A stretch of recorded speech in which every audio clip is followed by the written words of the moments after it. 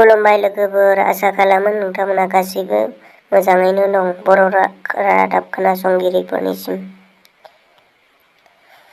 News portal Bodoland रादाबनि गाहाय मावख'खौ दिनै बिटिआरनि चिफ प्रमद बर' बिथाङा बेखेवबाय।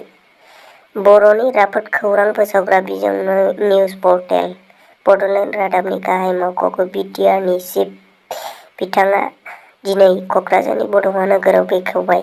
बेखेवनाय बुब्लियाव बाहागो लादों इउएन एकाडेमिनि डाइरेक्टर गपाल कृष्ण बसुमतारी, जनता फरायसालिमानि गोरायुं सुबुं बसुमतारी, जनता फरायसालिमानि बर' बिफाननि गाहाय आदाराम बसुमतारी, बड'लेण्ड रादाबनि गाहाय सुजुगिरि मैखोम बसुमतारी, मेनेजिं डाइरेक्टर दानसोरां ब्रह्म बिथांमोनजों लोगोसे गोबां माननि आलासि सानसुमै बिथां मावथिफारिया बिथांमोनहा खौरां मोननाय बादिब्ला बड'लेण्ड रादाबखौ टिभि चेनेल खालामनो अहर नाजादों होनना मिथिदों। लोगोसे बेनि थाखाय जि पलिसि दं बेखौ मावगासिनो दं होनना बेखेवगिरि बिथां बिटिआरनि चिफ प्रमद बर'आ बेसेन गोसा बिबुंसार होदों। नैथियाव दं बिपिएफनि गोख्रों दैदेनगिरि, लोगोसे तामुलपुर LAC नि बिजाथि रंजा खुंगुर बसुमतारी बिथाङा बिसायख'थि जानायनि माखासे सान सिगां बिपिएफ नागारबाय। बिथाङा इउपिपिएलआव हाबबाय।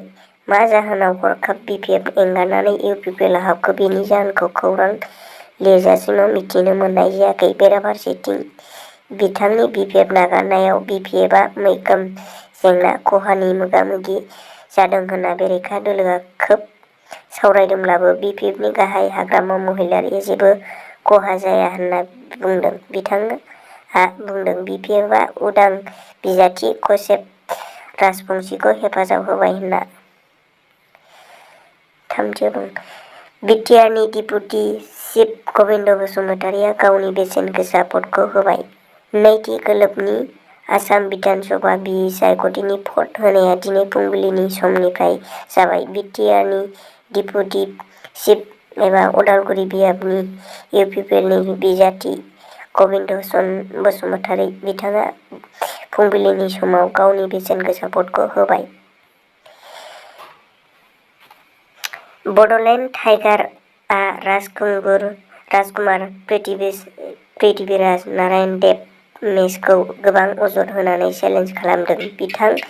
बड'लेण्ड टाइगारआ बिथां मेचखौ बुंदों सासे हिनजावनि केलेंकारि गोनां, सासे लोगोसे फाग्ला होनना बिथाङा बुंबावदों। मेच बिथाङा गावनो सासे थगायसुला आरटिआइ होननानै कन्ट्राक्टरफोरनिफ्राय रां दाबि खालामग्रा सुबुं।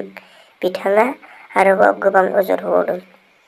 हादरनि गाहाय मन्त्रि मानगोनां नरेन्द्र मदिआ क'क्राझाराव दावबायफैबाय। आसाम बिधानसभा बिसायख'थिखौ नोजोर थिनानै दिनै नरेन्द्र मदिआ क'क्राझाराव इउपिपिएलनि जानानै बिसायख'थि फोसावदिंफैदों। लोगोसे बेयाव रोजा रोजा सुबुंनि बानाखौ नुनो मोन्दों। मानगोनां गाहाय मन्त्रि बिथाङा गिबियाव बर' रावजों बराय बिबुंथि होनाय नुनो मोन्दों। खुलुमबाय लोगोफोर होननानै। दिनैनि रादाबा एसेनोसै। जुदि नोंथाङा आंनि चेनेलाव गोदानब्ला अन्नानै साबस्क्राइब खालाम आरो लोगोसे लाइक खालाम।